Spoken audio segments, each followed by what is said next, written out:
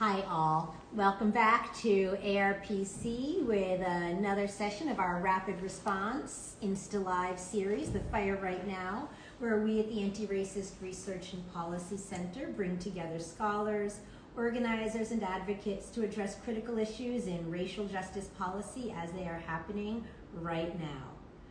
As many of you probably know, the Anti-Racist Research and Policy Center is American University's interdisciplinary hub for the research and practice of racial justice and intersectional liberation. Here at ARPC, we bring together researchers, community-based change makers, policy advocates, and culture workers to work together on issues such as prison abolition, educational access and equity, reproductive justice, and today's topic, climate, land, and food justice. So I'm Sarah Clark Kaplan, the Executive Director of the Anti-Racist Research and Policy Center. And I'm back again today with Dr. Garrett Graddy-Lovelace, the Associate Professor of Environment, Development, and Health, and also a longtime ARPC faculty affiliate. Dr. Garrett Graddy-Lovelace, as we may know, is a scholar of agricultural geographies, land justice, and farm justice, who works towards freedom and decolonization in agriculture, and has been working with us over the past several years as we've been working on. So here at ARPC, it's not Brat Girl Summer, it's Farm Bill Summer, as we continue our rapid response series on pointing the Farm Bill toward racial justice, sponsored by the Platform for Agriculture and Climate Transformation. After this particular event, we're going to be having a series of events over the rest of the summer. On August 7th, we'll be talking about conservation and climate justice in the Farm Bill with the Federation of Southern Cooperatives and Land Assistance Fund. On August 21st, we'll be talking about food justice in the Farm Bill with the National Black Food and Justice Alliance. September 4th, we'll be talking about farm labor, gender in the Farm Bill with Alianza Nacional de Campesinas. And then on September 19th, we'll be wrapping up with a in-person and live-streamed panel on where do we go from here, a call to action. So as you know, this summer is the summer for the reauthorization of the so-called 2023 U.S. Farm Bill, an omnibus piece of legislation that is central to how farm policy and agricultural policy works across the country and internationally. And we are critically concerned, as we have been over the past several years, of making sure that questions of racial justice, climate justice, food justice, and gender justice are included in our conversation of land and farm justice around the Farm Bill. We've been working with Dr. Garrett Graddy-Lovelace, the Federation of Southern Cooperatives, and many other allies, the Berkeley Food Initiative, the Berkeley Food Institute, and many others, Rural Coalition and others, to really think about how to point the Farm Bill toward racial justice, culminating in that May 2023 summit that we had and briefing on Capitol Hill. If you want to learn more about the summit or about the amazing toolkit that ARPC and the Federation have created for pointing the Farm Bill toward racial justice, you're welcome to check out our YouTube channel, check out our website, check out the Federation's website to learn more about it.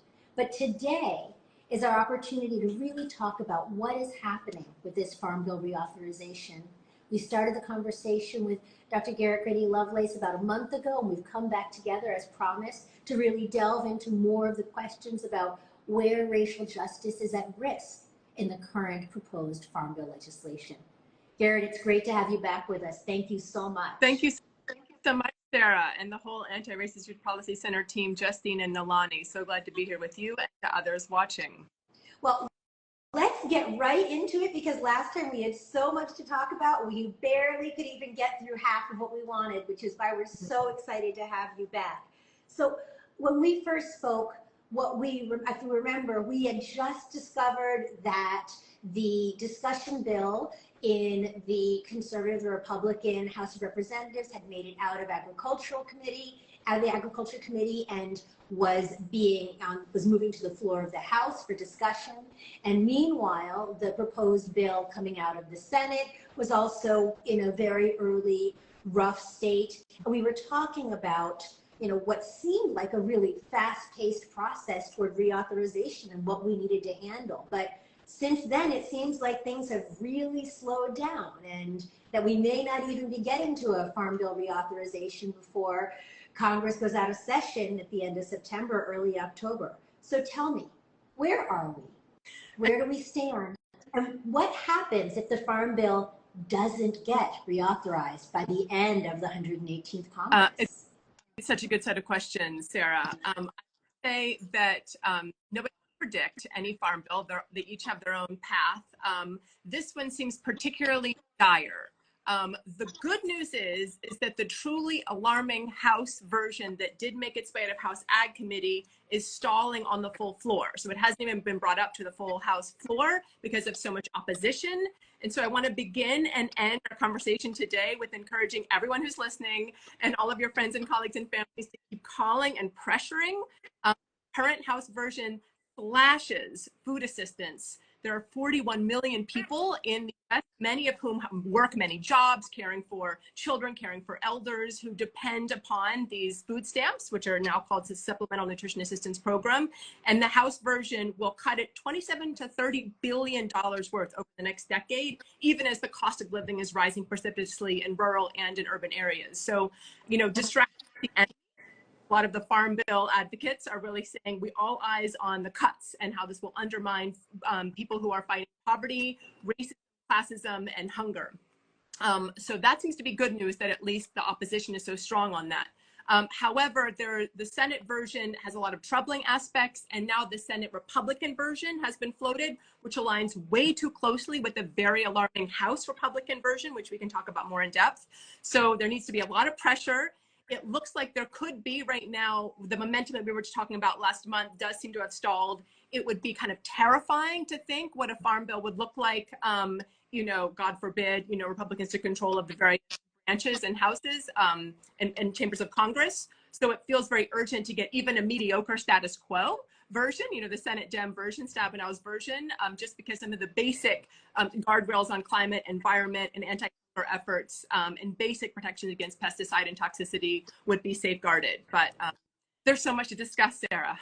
No, I think I'm so glad you're kicking off with SNAP. And for those of you who did not get to see our first discussion, Garrett and I had a really, I think, informative conversation about the ways in which the House bill really engages in these draconian and punishing cuts to supplemental, nutritional aid. And I think we really, any one of you who want to know more about that, please listen to our first conversation. It's on YouTube and in our Insta Reels. But I know, Garrett, you had mentioned a sign-on letter that I'd love to make sure that we come back to.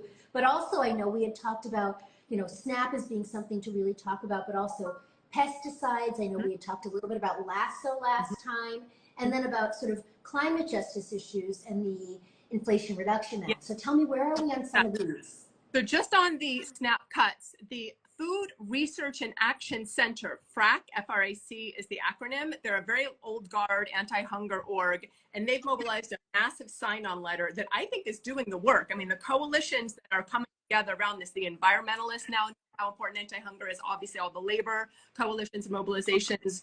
So I will drop the link for you, but just look up FRAC sign-on letter and keep the pressure up this summer. Because I think that at the end of the day, even the current Thrifty Food Plan calculus has $6 a day per person, an assistance, which, as you know, in a gentrifying city pays for like a bottle of water, in a heat wave. So, it's so pitiful as it is, the slash would be devastating for so many people. And so right now there's also a Hot Food Act, which is woven into the Senate version, which allows for working families and struggling families to at least buy hot food for their family, because the version polices and patronizes families into assuming that buying hot food is lazy, and so everyone needs to go cook from scratch, even if they don't have kitchens. So there's little ways in which the Senate version is a crucial kind of status quo, and even a little bit better because of the anti-hunger act that's happening.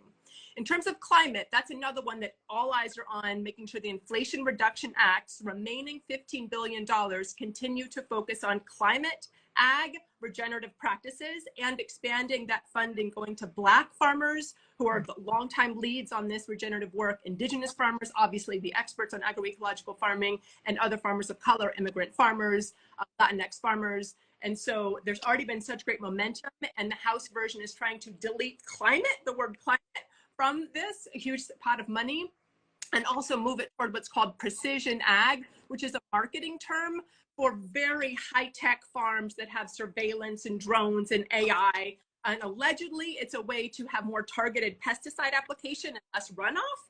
But in fact, it's just going to really assist the makers of the technology and some of the few massive landowners that would benefit or even be able to afford such. So it really is a classist kind of capture of that funding, and obviously quite racist in terms of who it would impact, all of the farmers that would not be able to afford such huge high-tech capital technologies.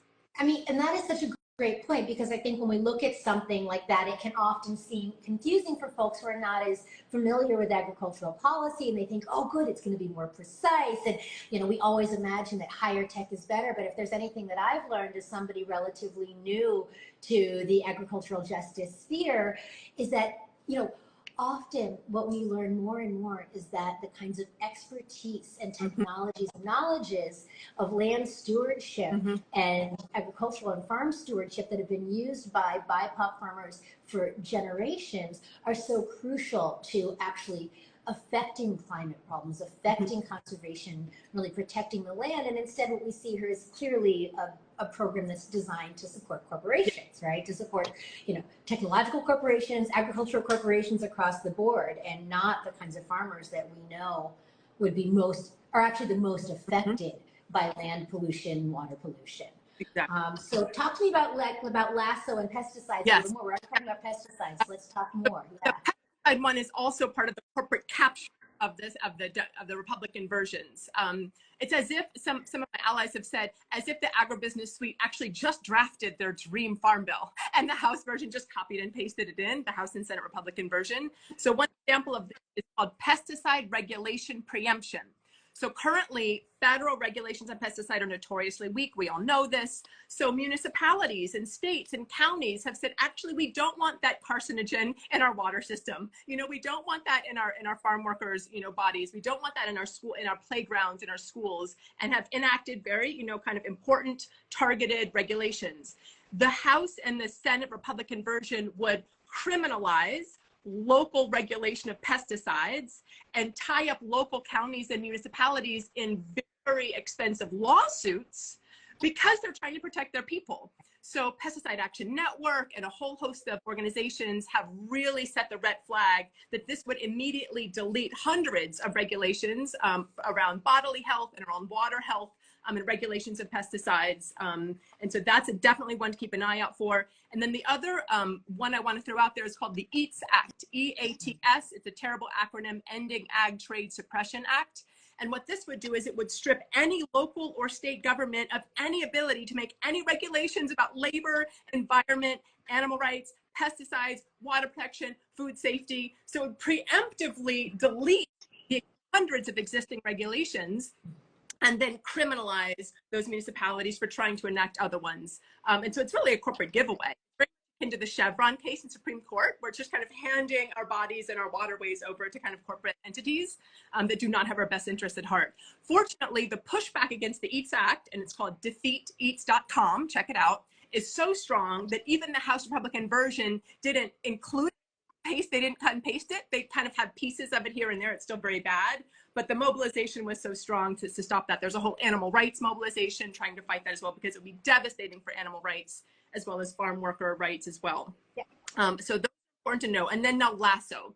So now LASSO is quite important. So many great organizations, Black-led, Indigenous-led organizations have been mobilized land access for BIPOC growers, for beginner growers, small-scale, mid-sized growers, new beginner farmer rancher, and put together the Increasing Land Access Security and Opportunities Act, acronym LASSO, L-A-S-O, look it up. which would infuse hundreds of millions of dollars of getting farmland into the hand of the new generation that wants to feed us. It's like, why block them? These beautiful young people just want to grow food and steward the land and feed their people. So it's very important mobilization. Sadly, even Democrats didn't include it. Stabenow didn't include it. And so call your senators and just say the House Republicans is almost a lost cause. It was so far away from status quo, but we were all disappointed that even the Dems didn't include the Lasso Act. And so HEAL, Food Alliance, Rural Coalition, and a lot of the other ones in our kind of series will talk about this, but we need to get the word out that the grassroots mobilization is so strong. We need the Dems to include it. We need it passed in the next Farm Bill. And that would include kind of the justice for Black farmers and some heirs property and some wonderful kind of momentum that's happening around land access for really all farmers, but particularly farmers of color. Awesome. So what we know now is that we have to continue to sign on to the sign-on letter around the SNAP cuts. We also need to be reaching out to both the House and also the Senate around SNAP, or primarily the House around SNAP. SNAP, yeah. If we can block it in the House, Stabenow is going to retire, and she's not going to let those cuts happen. But if the House version is too strong, and if the Farm Bill goes into, God forbid, a Republican controlled Senate, then, God bless us all, but call Dems on Lasso and House folk on SNAP. Great.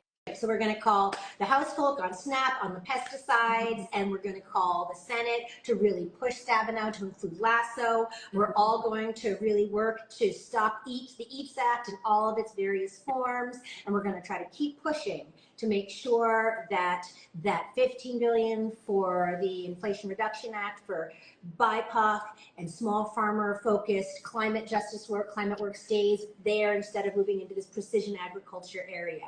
So these are the big things that we know we have to do, and this is where I think a lot of the partners and grassroots organizations that we are so indebted to and aligned with are focusing their work. And we also know in our, our racial justice research area over here that so often when there are these kinds of really huge, egregious policies being proposed that bring together large groups from animal rights to climate justice to labor, et cetera, that then often in the margins, there will be other forms of policy that are snuck into omnibus bills like this that are particularly dangerous around racial justice, around transnational and decolonial justice that get less attention. So we don't want to distract from these really important areas of action, but I also do want to ask you, what are the areas where maybe there's less attention that we need to be thinking? And I'm thinking particularly internationally. I know, speaking to you and to folks like Dania Davey, who we'll be speaking to later in this series, that there is a real desire to think about how the U.S. Farm Bill has such profound international and transnational impacts and how it can be a site for international and transnational racial and decolonial justice. But it sounds like, speaking to you, like this is one of the most international farm bills ever, and not in a good way. Tell me more about it. Exactly. And I just want to thank you for opening up this space. I feel like it's important to join all of our allies in focusing on the major red flags, not get distracted, and keep the message very clear and strong. In the meantime, as you said, Sarah, so powerfully, this farm bill, the House version, the Senate version, the Democrat, Republican, impacts every village in the world. The international are breathtaking. And I'm so surprised that a number of people are talking about it internationally. And part of it is just it's such a strange process. It's so convoluted. The Republican version is 954 pages of largely acronyms and references to previous farm bills. It's literally like intractable, it's incomprehensible. So it will take some investigative work, but let me just throw out a few things that I found that are deeply alarming. Firstly, the trade title. Now, the trade title, historically, what the trade title has been for the U.S. is a dumping of commodity crop exports. And that does a few things. Firstly, it relieves the pressure on the cycle of glut that U.S. agricultural policy is in, and kind of dumps it elsewhere. And then once it's dumped elsewhere, there's geopolitical reasons why the U.S. wants a lot of undercut, subsidized food prices that are subsidized below the cost of production around the world, because it will create new markets that then those other countries will not be able to compete. And then their farmers will go out of business, and they will in the U.S. So it's both financial and it's a geopolitical move, and long has been. And so we'll just start with trade. The current bill actually doubles the money going to the market access program and the foreign market development program, meaning it would double all of the money that the State Department and USA Foreign Ag Service use to kind of pressure places around the world to import and substitute their own domestic production with imports from the US, and really undermines food sovereignty around the world. And so the fact that the Democrats sign on to this as well is very troubling, particularly because the data is out there that it's not even local farmers in the US that benefit, it's the buyers, the corporate buyers. It's Cargill, it's JBS beef, it's Smithfield pork, and it's Tyson chicken that buy it cheaply from US farmers and then make the money, you know, selling it internationally. So it is not, it's a lose-lose to everyone except for the agribusiness. Meanwhile, the food aid, which is the other half of the trade title, the proposal that's on both the House and Senate Republican versions is to require that 50% of the food that Food for Peace, which is the US kind of food aid program, purchases comes from US commodity growers, at least 50%. Now, back up and say, like, what does that matter? Originally, it was just the US dumping its wheat around the world, right? And then over time, all these companies, these places around the world were like, we want to grow our own food. If you really want to help us in this time of food insecurity, help us with a voucher that then we can buy food from our own farmers, and then the farmers have a livelihood, and there's a broader kind of food resilience that's woven in, if you really care about hunger. And there's been very beautiful work reforming food aid so that a lot of it is vouchers and, you know, kind of on-site purchases of local commodity growers, as well as some, you know, exporting of US and donation of US, kind of a combo. But this would backtrack that and make it huge pressure to have just US dumping, again, it's commodity crop producers, and have the USDA officials demarcate what's needed rather than US aid, which is people who are on the ground.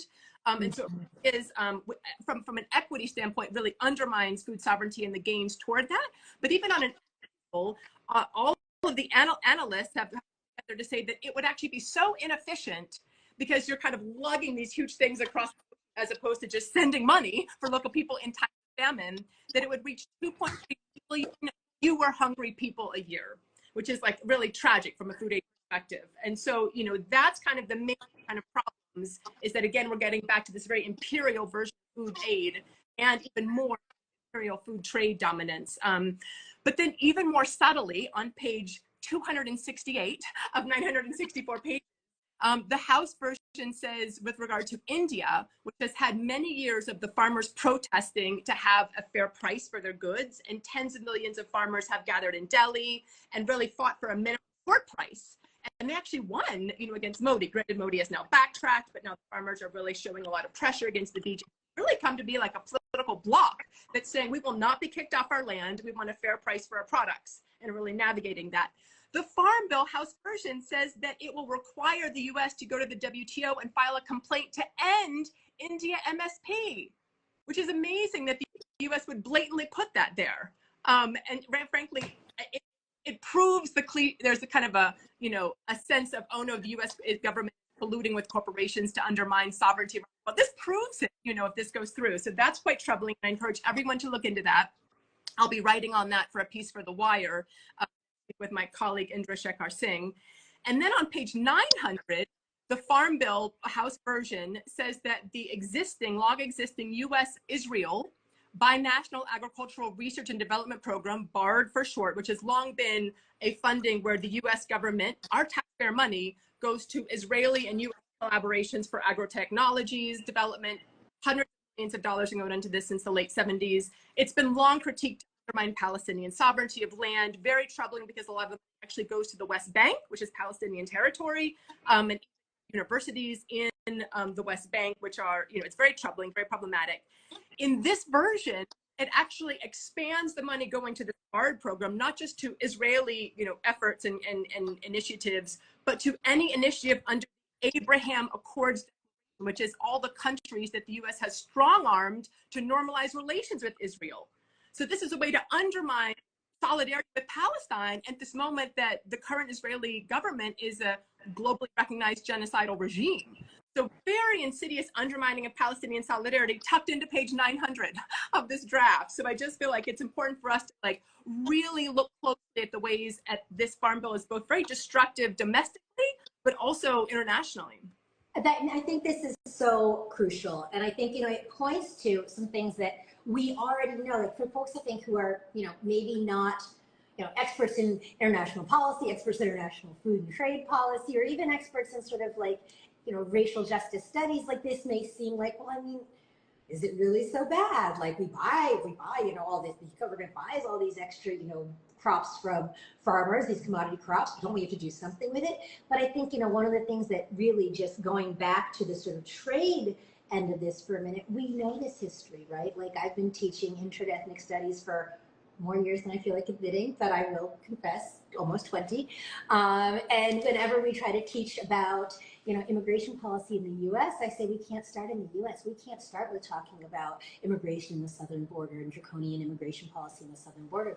We have to start by talking about agriculture and trade policy in the U.S. relations with Mexico, right? We have to start by talking about the dumping of commodity corn on the Mexican market. We have to start by talking about the trade relations that, really crashed the price of, crops grown in Mexico as the U.S. was dumping all of its extra corn as a way to, manage aid packages. We already know that this operates in ways that don't actually help U.S. farmers because they're buying, their crops are getting bought so cheap. And it is absolutely so destructive, not just for farmers in other countries, global southern farmers. It is so destructive for entire economies, social structures, political systems, constitutional unrest we saw in Mexico. We saw the rise of the Zapatistas in response to these kinds of policies. So we know that these are really intense racial justice and decolonial issues, just like we know that, this sort of attempt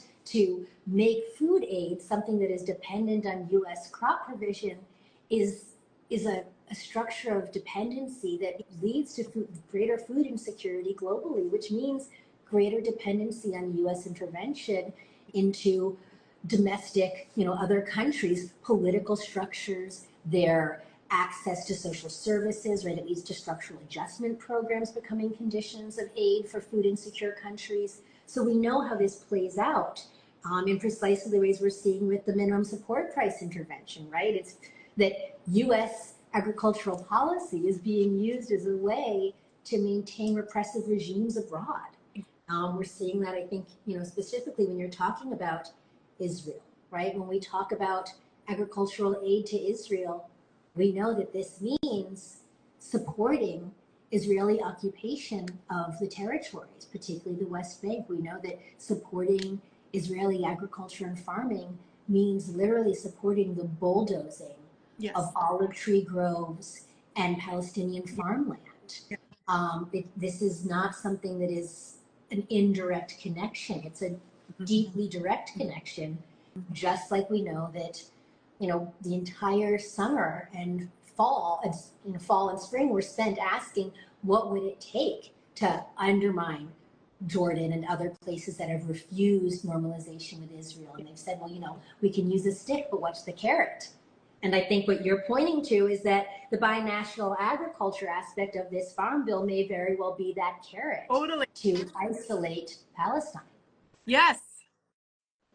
So I think that is huge. And I want to sort of, now we've kind of had this conversation, for those of us who think of this as a U.S. policy issue, to really think about this actually as an international and transnational policy issue, even though it's called the U.S. Farm Bill.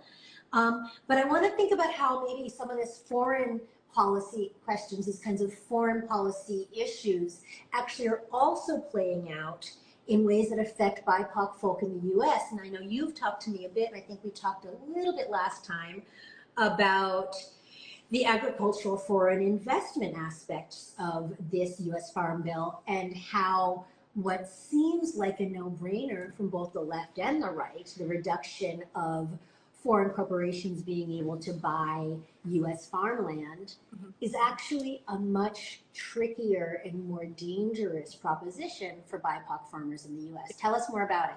Yes.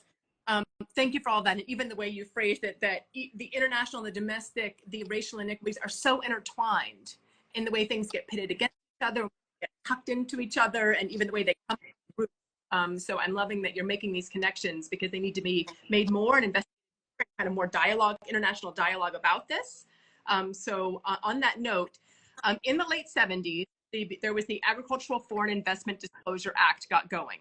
And ironically, I've been doing research on it, and the report out about, the GAO report, said finally figured out we're going to protect the U.S., you know, in kind of a patriot ethno-nationalism from foreign bought land. And they even put in the title, we did not find there was actually much Arab investors. It is fortunately Western European. So I was like, oh no, it's the anti-Arab that even led to the AFIDA.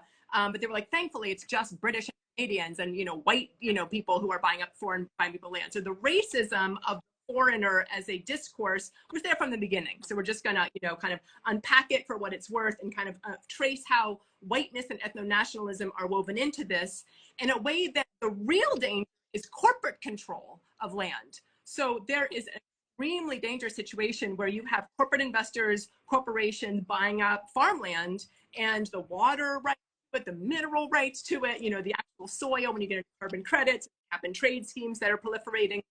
So that is extremely dangerous. But the response on the Republican side has been not corporations, but the foreignness, a very kind of egregious anti-Asian racism kind of against Chinese ownership of land, even though the kind of Chinese ownership of land is actually minimal.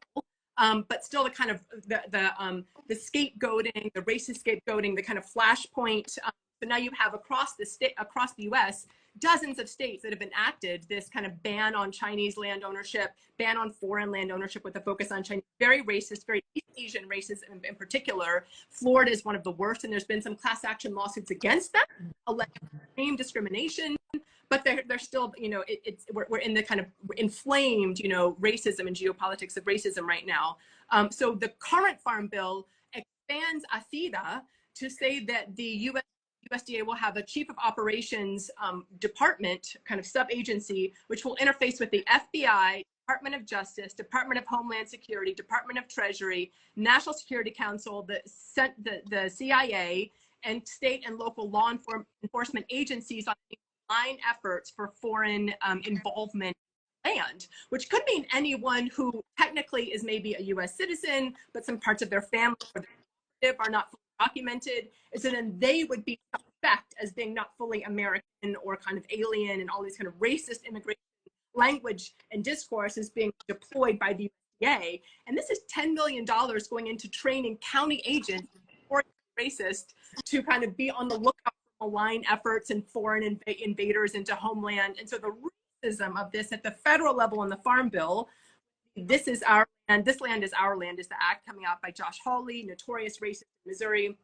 and how this is interfacing into the structure of the USDA being turned so closely to work hand in hand with the kind of policing carceral logics and agents, all with this kind of discourse. It's so troubling, and I feel like the Democrats haven't countered it. Do you know what I mean? It's not as egregious in the Democrat version, but what we need is a strong call out of that fact that actually who's farming right now, the next generation of farmers are largely first generation, second generation, recent immigrant refugee farmers. And our whole food system has depended upon immigrant farm workers or just farmers without land to run. Were it not for people who have braved crossing very risky borders to, you know, be part of the food system here. So the hypocrisy and the contradictions are appalling, but also the kind of lack of attention to it, if you know what I mean. Yeah. Yeah.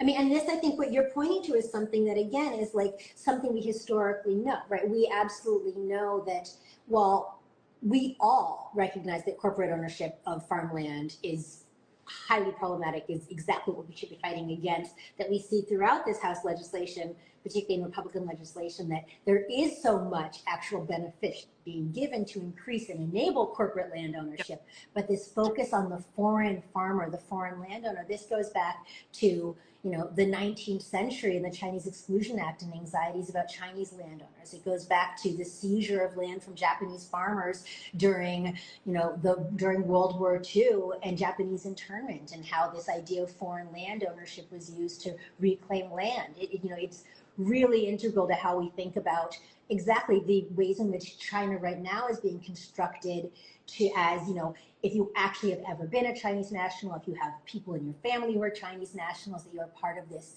invasive incursion. And, you know, what we would always have considered to be a kind of, you know, anti-Asian yellow fever panic. And we're seeing this happen again in ways that really distract from how so much of this legislation is actually so pro-corporate ownership.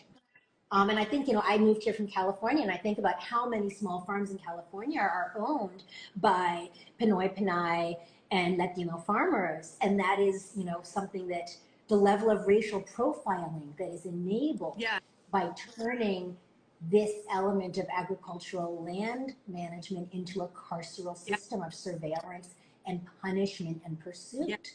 So I want us to really end with that one as, another way to think about where the sort of notion of the international and the local are really coming together around racial justice. But before we wrap up, I want to thank you so much, Garrett, for this conversation, to say, I know that any one of these we could talk about at great length, and hopefully we're going to get to. So if you want to learn more about things like climate and the Inflation Reduction Act and how BIPOC and small farmers can really be aided and supported in this work, you want to make sure that you definitely tune in on August 7th for our conversation about race, conservation, and climate justice with the Federation of Southern Cooperatives Land Assistance Fund. And if you're thinking about SNAP and other questions of food justice and food insecurity and food sovereignty in the Farm Bill, you'll definitely want to tune in on August 21st when we sit down with Dr. Jasmine Jackson of the National Black Food and Justice Alliance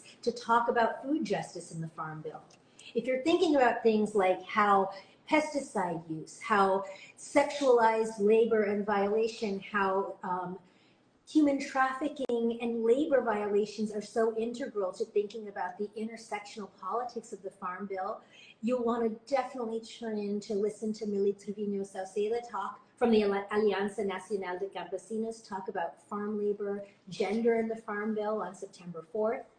And then even if you can't make all of them, they will all be on our YouTube channel. They'll be posted on Instagram as a reel. We'll be putting into our bio for today and for every future event all of the links to these things you need to sign on to, the websites you need to go to, but whatever else, make sure you tune in on September 19th, or if you're in DC, come in person, register for a ticket, for our panel with Dania Davey from the Federation of Southern Cooperatives, Oxfam, and now professor at Vermont Law, Lorette Picciano of Rural Coalition, a national BIPOC and small farmer and rancher coalition, and April Love from the Socially Disadvantaged Farmers and Ranchers Policy Center at Alcorn State University, when we talk about where to go from here, a call to action. Because we can't just keep working, doing triage and putting out fires, Farm Bill to Farm Bill.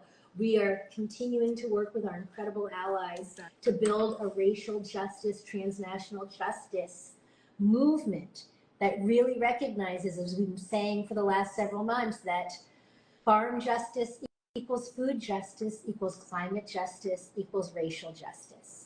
So make sure that if you want to get to be part of this movement, if you want to look at what our toolkit from the Farm Bill Summit looks like, if you want to align with our future events, email arpc@american.edu or go to our website and click Contact Me, and we can make sure you're on our email list for future information about our work pointing the Farm Bill toward racial justice and our broader work to think about land justice, climate justice, and agricultural justice. Thank you so much, Garrett. Any final words? Just that no matter how depressing what's happening on the Hill seems, the movements and the coalitions and the alliances are so strong and so brilliant in their kind of intersectional, expansive, critical analysis that there's hope. There's hope in these movements. And so join them. It's an ongoing, beautiful learning opportunity and a great involved in something as instrumental as our food system. It is absolutely true. And this is why the kinds of rhetorics that folks like J.D. Vance and others about our lost and hopeless rural areas will never stand, because we know that rural and urban areas are sites of profound coalitional cross-cutting organizing for racial, social, and economic justice. Thanks so much, Garrett, for being part of this today. Thanks to all of you who tuned in live. And if you think a friend will enjoy it, make sure to point them to our YouTube channel or to our Instagram. Have a good day, everybody.